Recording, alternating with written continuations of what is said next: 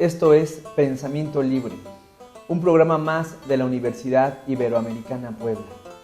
El día de hoy vamos a hablar sobre el tema el derecho a la ciudad y la producción social del hábitat con el arquitecto Enrique Ortiz Flores.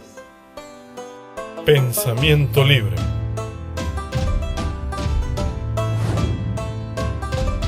Arquitecto Enrique Ortiz, ¿nos puedes abundar sobre qué significa el derecho a la ciudad? Bueno, el derecho a la ciudad es un nuevo derecho ante la situación del mundo que ha cambiado, el papel de los gobiernos, de estados proveedores y que asumían todas las responsabilidades a estados facilitadores. La sociedad adquiere nuevas responsabilidades y por lo tanto el derecho a tener nuevos derechos. Esto siempre va junto. Es un derecho que aún no está reconocido por Naciones Unidas, pero que Naciones Unidas ya está trabajando y que ha tenido ciertos impactos. Por ejemplo, la nueva Constitución de Ecuador contempla el derecho a la ciudad en uno de sus artículos, que es un primer caso. Brasil de alguna manera lo tiene ya incorporado desde hace tiempo. Es el derecho no a la ciudad que tenemos, sino a la ciudad que queremos y que queremos repensar, una ciudad para todos. Es un derecho que, como se concibe, es un derecho de carácter colectivo y complejo. O sea, esto hace ver que no es solamente un derecho individual que cada uno puede reivindicar individualmente, como son casi todos los derechos, sino ya Naciones Unidas reconoce algunos derechos colectivos, como el derecho de las comunidades originarias. Los pueblos originarios tienen derechos colectivos y este se enmarcaría dentro de este concepto. ¿Cómo se ha contribuido a promover o generar este derecho a nivel nacional en el caso de México? ¿Qué avances se ha tenido? ¿Qué buenas experiencias nos podrías compartir? Sí, tal vez convenga decir un poquito de la historia, porque a veces pensamos que las cosas parten de que acabamos de firmar la Carta por el Derecho a la Ciudad, como si fuera algo que surge de repente. Hay un proceso largo en América Latina, que hemos sido parte de ese proceso, que es la cuestión que empezó en la Cumbre de la Tierra en el 92 en Río de Janeiro. Y se hizo un documento primero que se presentó a los gobiernos ahí en Brasil, que se llamaba un tratado por ciudades, pueblos y villas democráticos, sustentables y justos. Esto es una primera aproximación, que los brasileños lo siguieron trabajando y lo introdujeron como una temática a discutir en el Foro Social Mundial en el 2001. A partir de ese momento, 2 años después, empezamos a participar también nosotros en la Coalición Internacional Hábitat en este proceso y se redactó una Carta Mundial por el Derecho a la Ciudad, que tiene ya actualmente 2 versiones, una del 2003, otra del 2005, y que todavía está en debate. Todavía hay elementos que hay que depurar, pero ha sido inspiración de muchas cosas ya. O sea, es muy interesante cómo estas iniciativas que surgen de la sociedad civil, si se les da seguimiento, van tomando cuerpo, ¿no? En el caso de América Latina, sobre todo, hay varias iniciativas, en Europa también. Por ejemplo, se dio en Europa la Carta Europea de Salvaguarda de los Derechos Humanos en las ciudades, que la han firmado 400 municipios, pero es una Carta de Derechos Humanos en la ciudad, no es todavía el concepto de derecho colectivo, ¿no?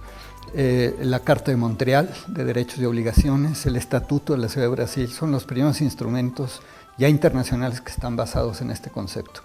En el caso de México, esta vinculación que teníamos con los movimientos sociales, hay una parte del movimiento urbano popular que tomó esto como bandera y lo negoció con el gobierno de la ciudad de empezar a discutir la posibilidad de armar una carta de la Ciudad de México por el derecho a la ciudad.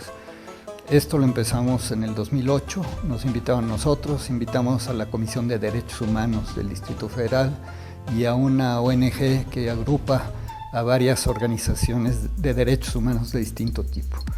Y con eso se empezó a formular esta carta, con consultas públicas, eventos públicos y un trabajo muy sistemático que llevó muchas reuniones y en 2 años tuvimos lista la carta y se acaba de firmar por el gobierno de la ciudad el 13 de julio de este año. Y la firmó, hablo del gobierno de la ciudad, pero la firmó Marcelo Ebrard y la firmó la presidenta de la Cámara de la Asamblea Legislativa del Distrito Federal y la firmó el presidente del Tribunal Superior de Justicia. O sea, estamos hablando del gobierno completo que se compromete en echar a andar un proceso para implementar esta carta. Poderes. Enrique, ¿nos puedes comentar cuáles serían las principales obligaciones y responsabilidades o derechos y responsabilidades que establece un estatuto, un ordenamiento o una carta que promueve el derecho a la ciudad? Sí, bueno, hay varios niveles. En derechos humanos hay ciertas cuestiones que son naturales a los derechos humanos y son para todos. Hay ciertos principios también rectores de estos derechos, ¿no? Ciertos principios como la universalidad, la libre determinación, la no discriminación, etc. Pero después viene ya en lo específico qué cosa es urbano, ¿no? Qué cosa tiene que ver con la ciudad.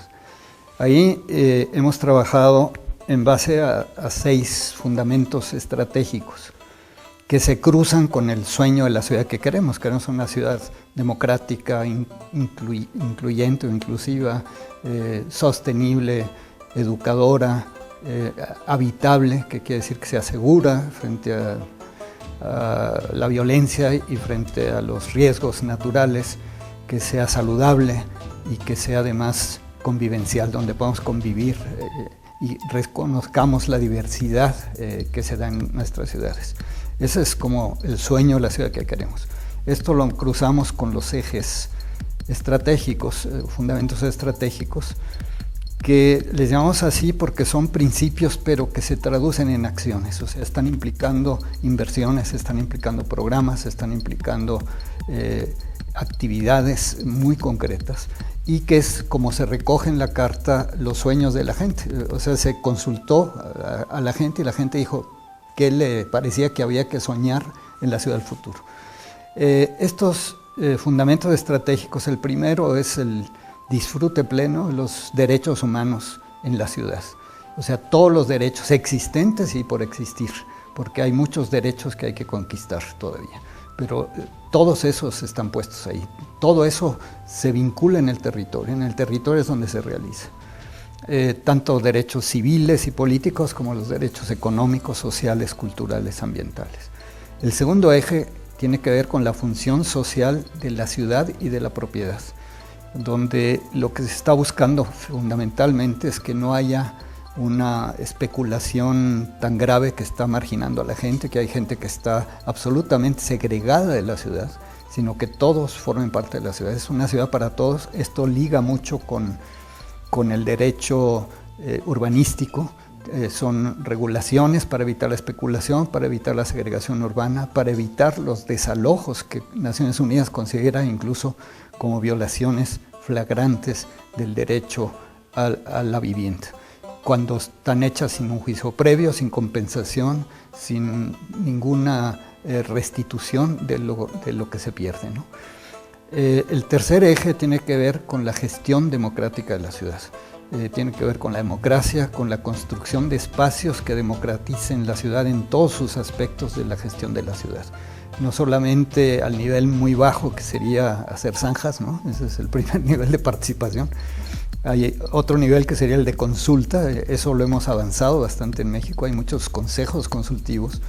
Yo les llamo de terapia ocupacional porque trabajamos como locos y luego otros deciden. Entonces, tenemos que ir avanzando hacia consejos deliberativos y consejos decisorios y generar otra serie de instrumentos que implican también el control democrático de lo que hace el Estado y también espacios de participación en la gestación de las políticas, de los programas y en el seguimiento de los mismos, ¿no? La necesidad de construir espacios participativos de más nivel, de nivel decisorio, de nivel de corresponsabilidad, o sea que la sociedad tiene una corresponsabilidad. El Estado es el primer obligado, por supuesto es el obligado, pero no se queda ahí. o sea, derechos y obligaciones van juntos, entonces se necesitan crear espacios participativos en todos los aspectos de gestión de la ciudad. Esto está implicando dos cosas. Por un lado, un gobierno que cree en la democracia participativa, la democracia social participativa. O sea, los gobiernos populistas, los gobiernos autoritarios y tecnócratas no funcionan con estas cosas porque quieren controlarlo todo, decidir todo. Se necesitan un nuevo criterio de gobierno que acepte la participación social como uno de los ingredientes fundamentales. Y por otro lado se necesita una sociedad responsable, corresponsable. O sea, no solo voy a exigir que se cumplan los derechos, sino que me comprometo en llevarlos a cabo. Este es el sentido que tiene este fundamento estratégico, ¿no? El cuarto eje tiene que ver con la economía, tiene que ver con el disfrute democrático y más bien la capacidad democrática de producir la ciudad, la democratización de la producción de la ciudad. O sea, la ciudad no la produce solo el sector inmobiliario, la produce la gente.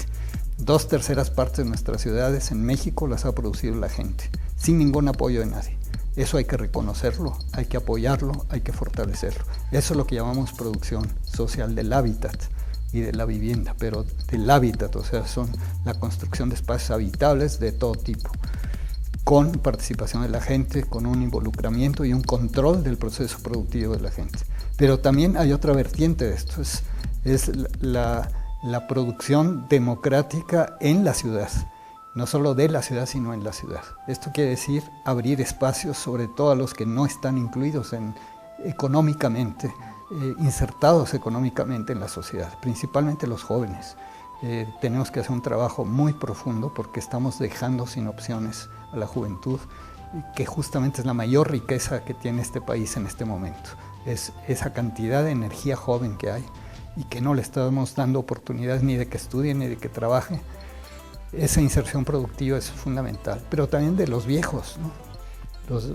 A partir de los 40 ya te consideran viejo y ya mucha gente no encuentra trabajo, le cuesta mucho trabajo encontrar dónde desarrollarse, ¿no? Entonces, esta inclusión de toda la sociedad productivamente, aquí no hablamos tanto de ciudades competitivas, que es lo que está de moda ahora, ¿no? Competitivas quiere decir que compites con el extranjero para atraer inversiones. Aquí lo que necesitamos es, antes que eso, si eso sirve para generar trabajo para los jóvenes, bienvenido, pero fundamentalmente son otros criterios los que hay que aplicar, entonces a eso nos referimos. El quinto eje tiene que ver con lo ambiental, es el uso responsable y sustentable de los bienes comunes, como es el suelo, el agua, el aire, son bienes comunes, no son mercancías. Y de los recursos, como por ejemplo los energéticos, los recursos de infraestructura, o sea, los bienes, servicios que genera la sociedad, y el patrimonio construido también, el patrimonio cultural, que es, ya incluso ahora es de la humanidad, sí. No es de alguien que se lo apropia, es de todos, ¿no? Entonces, tiene que ver con eso, ¿no? Y como sexto eje y último, ¿cuál tendríamos? Todo eso lo queremos para el disfrute pleno de la ciudad. O sea, la ciudad debe disfrutarse, no padecerse. Okay.